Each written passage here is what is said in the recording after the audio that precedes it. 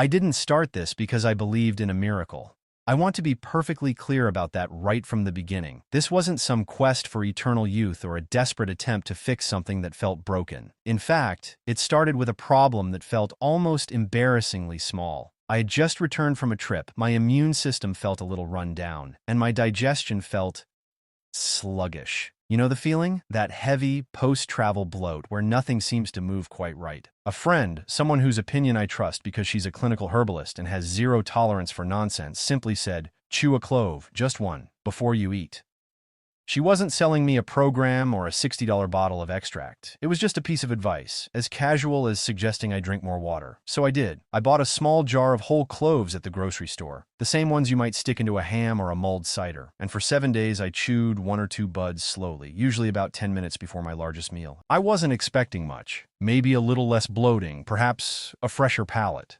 What I did not expect was a cascade of physiological events that felt so profound, so systemic, that I had to sit down and look at the science. I'm not talking about a magic bullet. I'm talking about the realization that this tiny, unassuming bud was having a conversation with nearly every system in my body, from my stomach to my brain to my bloodstream. It wasn't shocking in the way a flash of lightning is shocking. It was shocking in the way realizing you've been holding your breath for years is shocking. The relief was so subtle yet so complete that I almost missed it.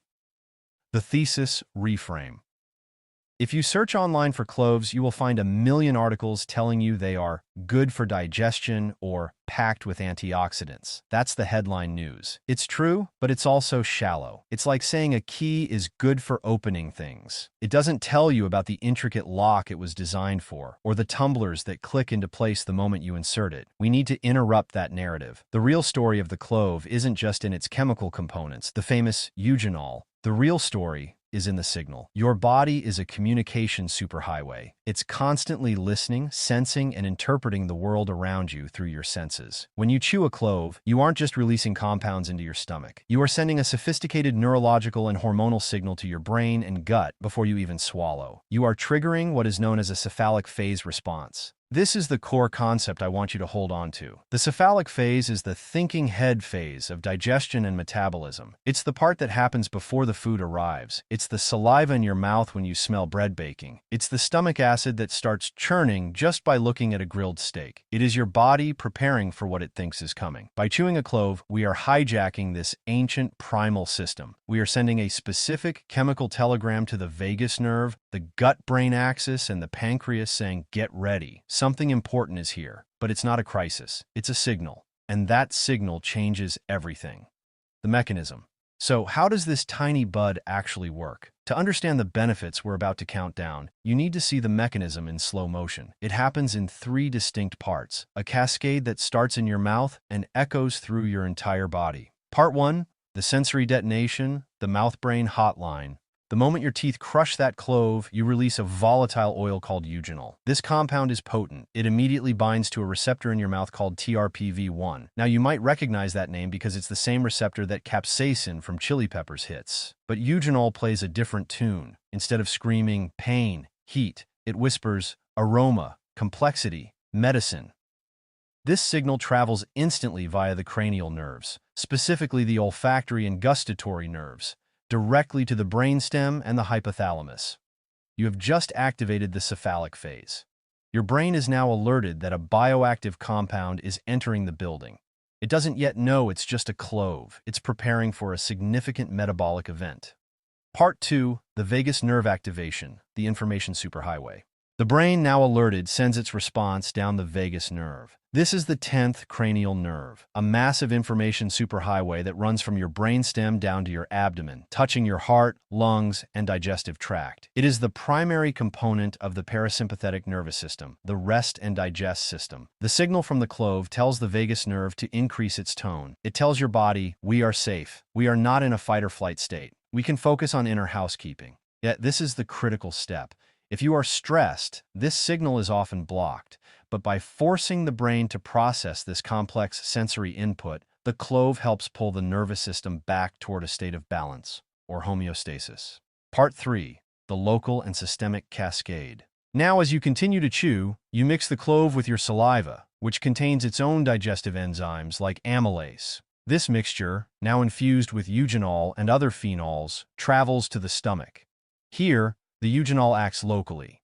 It soothes the gastric lining and signals the stomach lining to prepare for digestion. But because the vagus nerve is already activated, the pancreas gets the memo too. It starts trickling out digestive enzymes and bicarbonate, getting ready for a meal that hasn't even arrived yet. Meanwhile, some of the compounds are absorbed directly through the oral mucosa and the stomach lining, entering the bloodstream to exert systemic effects on circulation and inflammation. It is a full-body conversation, initiated by a single chew. The benefits count down. Now, let's walk through what happens when this conversation is happening consistently. We're going to count them down, from the surprising peripheral effects to the master regulator at number 1. Benefit, number 10. Oral microbiome rebalancing, the first line of defense.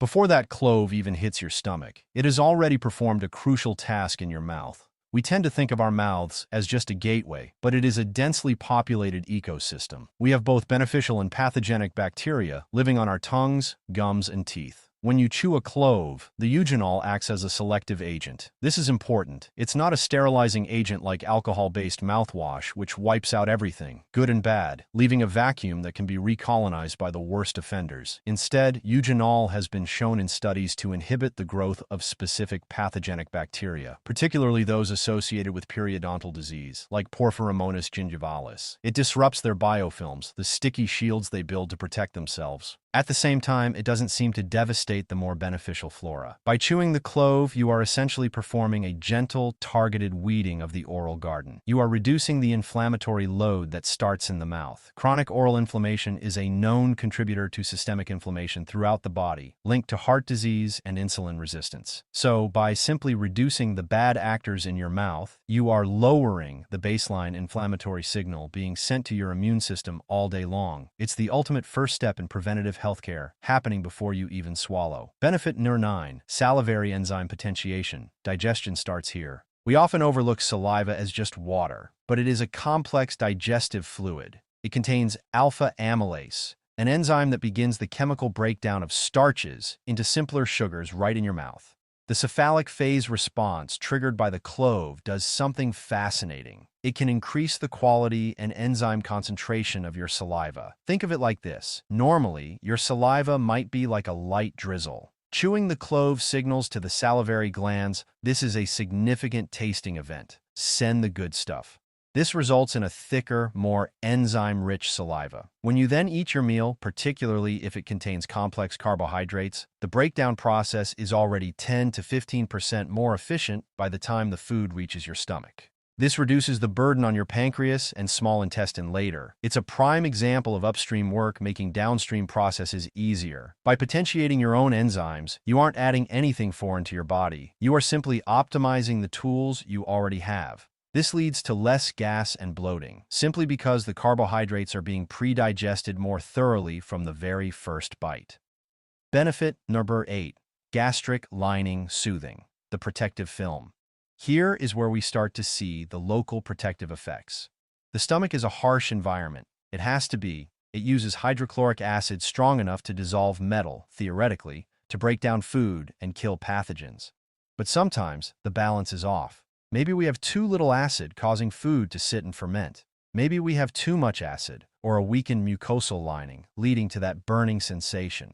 Eugenol has demonstrated gastroprotective properties. It stimulates the production of mucus in the stomach lining. This isn't the gross mucus you think of when you're sick. This is a thick, gel-like layer of protection that coats the stomach epithelium. It acts as a physical barrier between the delicate cells of your stomach wall and the corrosive hydrochloric acid. Furthermore, studies suggest that compounds in cloves can help tighten the junctions between the cells of the stomach lining. This is crucial for preventing leaky gut syndrome, where undigested food particles and toxins slip through the gaps in the intestinal wall into the bloodstream, triggering systemic inflammation. By chewing the clove first, you are essentially reinforcing the walls of the fortress before the battle of digestion begins. You are maintaining the integrity of the barrier that decides what gets into your body and what stays out.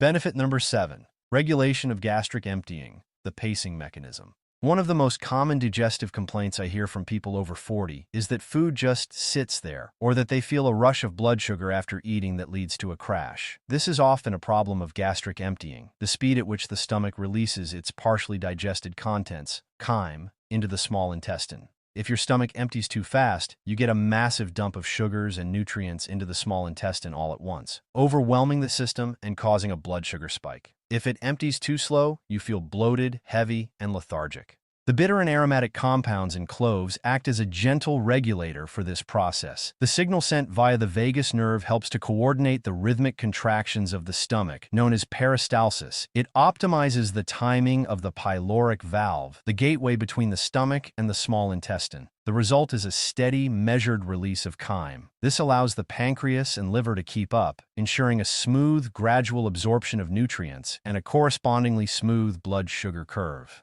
It's the difference between a fire hose and a garden sprinkler. One floods the system, the other nourishes it gently. Benefit number 6. Bile flow modulation, fat digestion, and detoxification. Let's move downstream to the liver and gallbladder. Bile is a yellow-green fluid produced by the liver and stored in the gallbladder. Its primary job is to emulsify fats, breaking them down into tiny droplets so that the enzyme lipase can efficiently digest them. If bile flow is sluggish, a condition called cholestasis, fat digestion suffers, leading to bloating, nausea, and floating stools. Chewing cloves stimulates a process called choleresis, which is the increased production of bile by the liver. It also stimulates cholecystokinin (CCK) release, a hormone that tells the gallbladder to contract and release its stored bile. This is the bitter principle at work. Many traditional cultures used bitter herbs and spices precisely for this reason. By ensuring a robust flow of bile, you are doing two things. First, you are dramatically improving the digestion of healthy fats and the absorption of fat-soluble vitamins like A, D, E, and K. Second, bile is a major route of excretion for toxins. The liver filters waste and hormones from the blood and dumps them into the bile, which then carries them out through the stool. So, by promoting healthy bile flow, you are supporting your body's natural detoxification pathways, not through a fancy cleanse, but through fundamental physiology. Benefit number 5, peripheral circulation boost, warming from within. Have you ever noticed a slight warmth in your extremities after eating certain spices?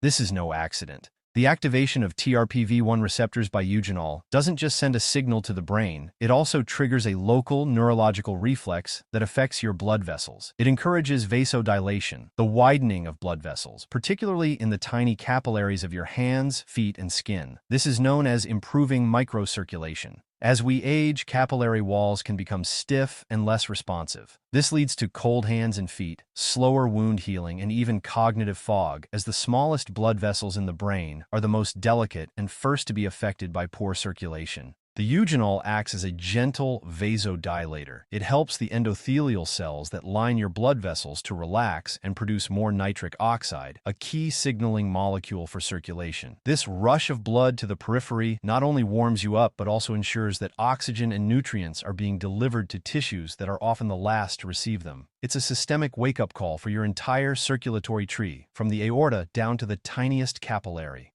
Benefit number 4. The inflammatory thermostat, beyond antioxidants. We always hear about antioxidants as these magical rust preventers, and cloves are incredibly high in them. But the real story is more nuanced. Eugenol is not just passively mopping up free radicals. It is actively modulating your body's inflammatory response at the genetic level. It acts as a signaling molecule that turns down the volume on inflammation. Inside almost every cell in your body, there is a master switch for inflammation called NF-κB. Nuclear factor kappa beta. When this switch is flipped on, it tells the cell's DNA to start producing pro-inflammatory chemicals like cytokines. In a healthy state, this is how you fight infection. In a chronic state, driven by stress, poor diet, and environmental toxins, this switch gets stuck in the on position, leading to low-grade, body-wide inflammation. Research indicates that eugenol can inhibit the activation of NF-κB. It essentially helps to flip the switch back to off. It's not a brute force attack on inflammation. It's a sophisticated piece of biological software that helps your cells reset to a calmer default state. This is why the effects feel so pervasive, because you are addressing inflammation at its source, the genetic programming of the cell, rather than just mopping up the mess after the fact. Benefit number 3.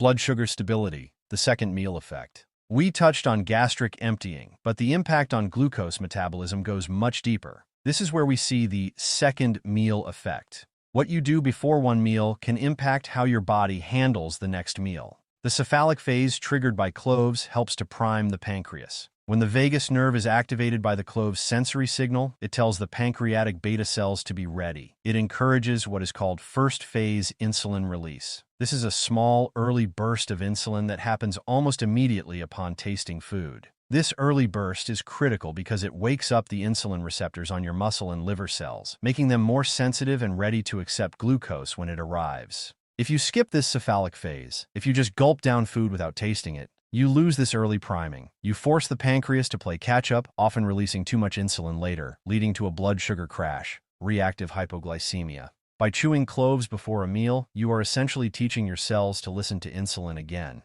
You are improving insulin sensitivity, not by adding a drug, but by restoring a natural signaling rhythm that prepares the body to handle carbohydrates efficiently. Benefit number 2. Mood and cognitive clarity, the gut-brain connection.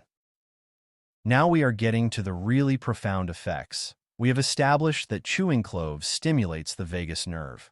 The vagus nerve is the physical embodiment of the gut-brain axis. It sends information from the gut to the brain just as much as the other way around. Approximately 80–90% of the vagus nerve fibers are afferent, meaning they carry sensory information from the body up to the brain.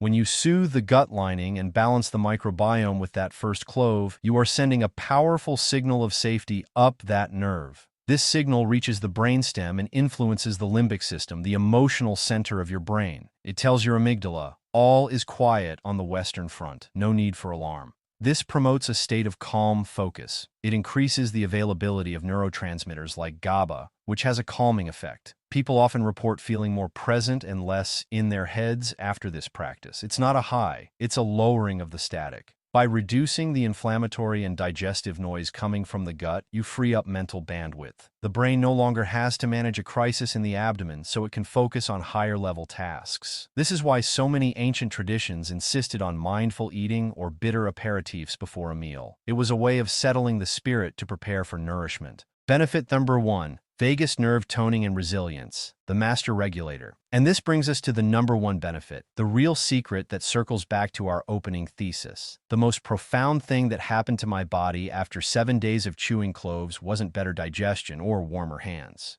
It was a palpable sense of resilience.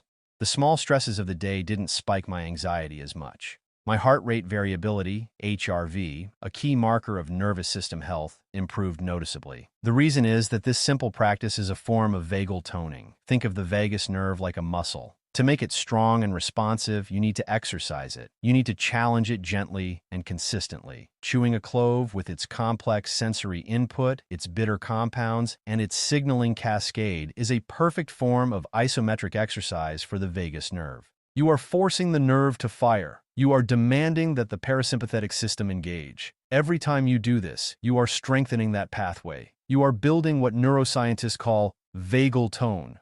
High vagal tone is associated with a faster ability to relax after stress, better emotional regulation, robust immune function, and lower inflammation. The method, chewing a clove, matters more than the substance itself. The clove is the tool, the dumbbell for your nervous system. The real transformation comes from the practice of sending that signal. It's a daily reminder to your entire body that you are safe, you are nourished, and you are in control. It's a profound act of self-regulation hidden inside a tiny aromatic bud. It's not shocking because it's magic. It's shocking because it's so simple, and we forgot that our bodies are designed to respond to these ancient signals.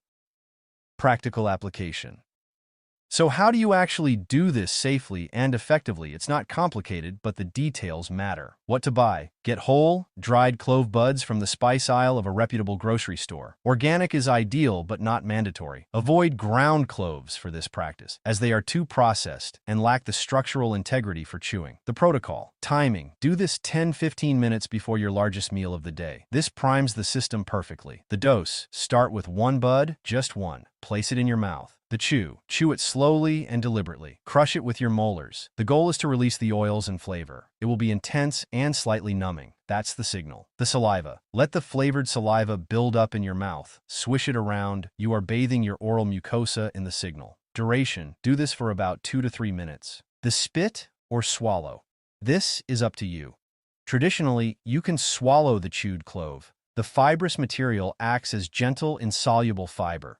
However, if the texture or intensity is too much, it is perfectly acceptable to spit out the ground-up bud after you've extracted the flavor. You have already gotten 90% of the benefit from the cephalic phase. If you swallow it, drink a glass of water afterward to help it move down. Frequency. Once a day is plenty. You can do it twice if you eat 2 major meals, but once is sufficient for vagal toning. Do this for 7 days and pay attention. Then you can incorporate it as a regular practice or just as needed when you feel your digestion or stress levels are off. Critical safety warnings. I must emphasize that while this is a food, it is a potent one. We must approach it with humility and respect. Who should not do this? If you are scheduled for surgery in the next 2 weeks, Eugenol can affect blood clotting and blood sugar. Stop using it at least 10 to 14 days before a procedure. If you have a known bleeding disorder, if you are on blood-thinning medication like warfarin, Coumadin, Eliquis, or even high-dose aspirin or fish oil, consult your doctor. Cloves have a mild antiplatelet effect and could theoretically increase the risk of bleeding when combined with these drugs. If you are pregnant or breastfeeding, do not use cloves in this concentrated medicinal manner. Using them in cooking is fine, but chewing the bud daily is not recommended due to a lack of safety data. Drug interactions. Diabetes medication. Because cloves can lower blood sugar, if you are on insulin or oral hypoglycemics, monitor your blood sugar closely. Your dose may need adjustment by your doctor. Anticoagulants, blood thinners. As mentioned, monitor for unusual bruising or bleeding. When to stop. If you experience any mouth sores, gum irritation, or allergic reaction, itching, swelling. If you experience heartburn or stomach upset. While it soothes for most, some individuals are sensitive to the phenols. The golden rule. This is a support for a healthy lifestyle. It is not a treatment for any disease. Do not stop your prescribed medications to try this. Do not use this instead of seeing a doctor for a serious health concern. Engagement closing. So after hearing all of this, I'm genuinely curious. Have you ever tried this? Maybe you have a memory of a grandparent chewing on a clove after a meal, or perhaps you've used clove oil for a toothache. I'd love to know in the comments. What is one simple, inherited piece of health wisdom you remember from your childhood that you never quite understood until now? Let's share these stories.